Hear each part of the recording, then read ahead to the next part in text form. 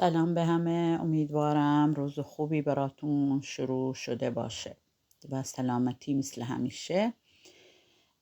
یه غذاییه که میشه گفت مال کشور یونان، ترکیه.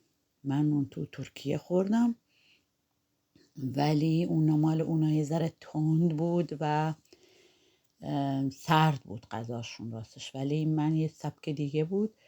یه ذره چیزایی مثل نعنا اضافهش کردم که خیلی مزه خوبی بهش بده.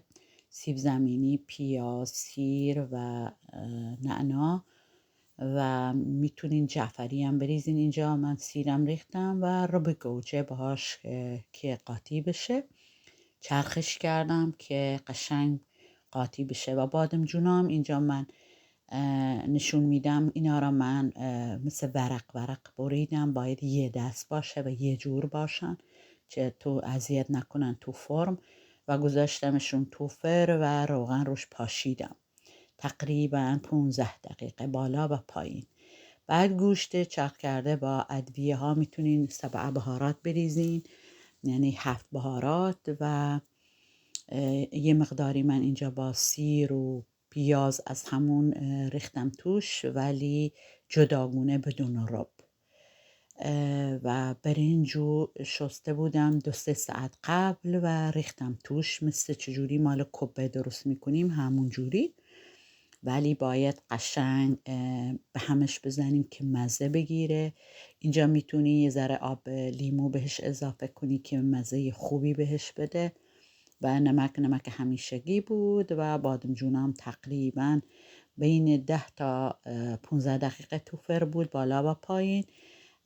من زیر روشونم کردم یه بار و توی فرمی که میخواین میتونین بذارین و میذارین یه ذره خیلی کم این برنج سرد بشه که وقتی میذارینش اذیت نکنه، نه خیلی سرد باشه و نه خیلی هم گرم باشه، چون اگه سرد باشه خیلی قشنگ در نمیاد تو فرم.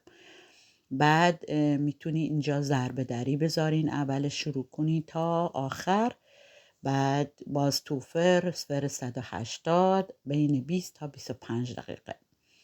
و میتونین با نون بخورین، میتونین همینجوری بخورینش با سالاد و خیلی هم خوشمزه است. و ممنونتون میشم که ویدیو رو تا آخر ببینین و اگه خواستین کامنتار بزنین ممنونتان هستم. و مثل همیشه سلامتی دل خوش برای همه آرزو دارم و من هر روز لایو دارم. بین ساعت 6 هست تا ساعت 9 شروع میشه. بعضی روزا 6 شروع میشه، بعضی روزا 8، بعضی روزا 9. بنویسین ماری علی و قسمت لایف.